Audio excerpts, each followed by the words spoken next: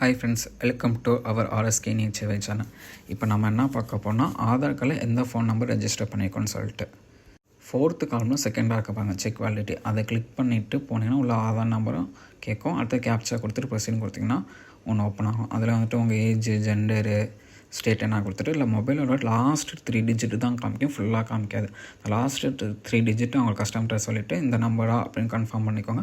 அவங்க கையில் இருக்க நம்பர்னால் லாகின் பண்ணி பாருங்கள், அதுக்கு ஓடிபி வரும். அந்த ஓடிபி கொடுத்தீங்கன்னா ஓடிபி வந்துச்சுன்னா அதான் கரெக்டான நம்பர், அதை நீங்கள் லாகின் பண்ணிக்கலாம்.